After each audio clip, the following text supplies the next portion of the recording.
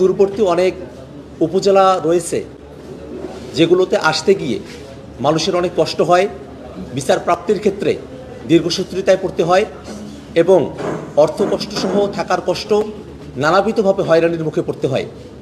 সে জায়গায় অধস্তন আদালতকে উপজেলা পর্যায় পর্যন্ত বিস্তৃত করা, সম্প্রসারণ করার এই প্রস্তাবের সঙ্গে আজকে রাজনৈতিক দলগুলো ঐক্যমত্য হয়েছে। একই সাথে কিছু কনসার্ন রাজনৈতিক দলগুলোর পক্ষ থেকে এসেছে। আমরা জাতীয় নাগরিক পার্টির পক্ষ থেকে বলেছি যে যেই উপজেলাগুলো জেলা সদরের খুবই কাছাকাছি সেই উপজেলাগুলো চৌকি আদালতগুলো বর্তমানে কার্যকর রয়েছে, সেই স্থানগুলোতে চৌকি আদালতের পরিবর্তে সেখানে যেন স্থায়ী অধস্তন আদালত নির্মাণ করা হয় এবং চৌকি আদালতগুলোতে এখন পর্যন্ত খুব ভালো অবকাঠামো নেই, সেখানে বন্দীদেরকে রাখার মতো ভালো ব্যবস্থাপনা নেই। আমরা কমিশনের কাছে প্রস্তাব রেখেছি যেন নির্মাণ করা হয় এবং বিচার প্রাপ্তির সকল সুযোগ সুবিধা সেখানে যেন নিশ্চিত করা হয়। একই সাথে অধস্তন আদালতের এই পুরো কার্যক্রমের সাথে যেন পর্যাপ্ত সংখ্যক বিচারক নিয়োগপ্রাপ্ত হন, যেন মামলা জট মোটা দাগে রাজনৈতিক দলগুলো বর্তমানে সংবিধানের 141 অনুচ্ছেদে জরুরি অবস্থার যে বর্ণনার কথা সেখানে বলা হয়েছে সেটাকে সংশোধনের পক্ষে একমত হয়েছে।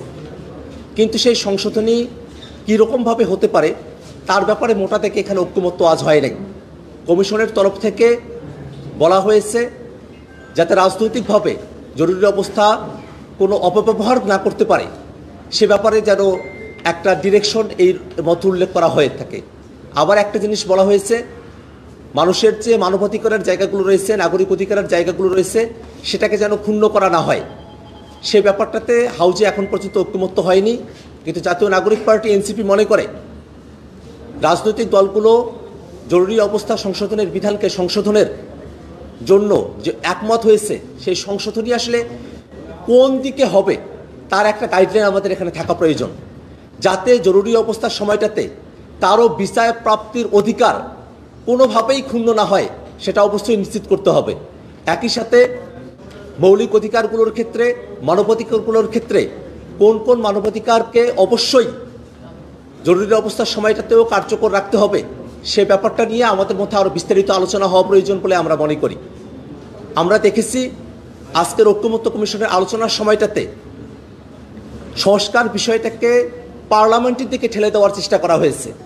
জাতীয় নাগরিক পার্টি এনসিপি মনে করে সংস্কারের ম্যান্ডেট এই সরকারের হাতেই রয়েছে। আমরা যারা ঐক্যমত্য কমিশনে বসছি, জনগণের প্রতিনিধিত্ব করছি, আমরা সংস্কারের বিষয়ে সিদ্ধান্ত গ্রহণ করবার অধিকার রাখি। পরবর্তী সংসদের কাছে সংস্কারের কার্যভারকে ছেড়ে দেওয়ার আমরা পক্ষপাতী নই।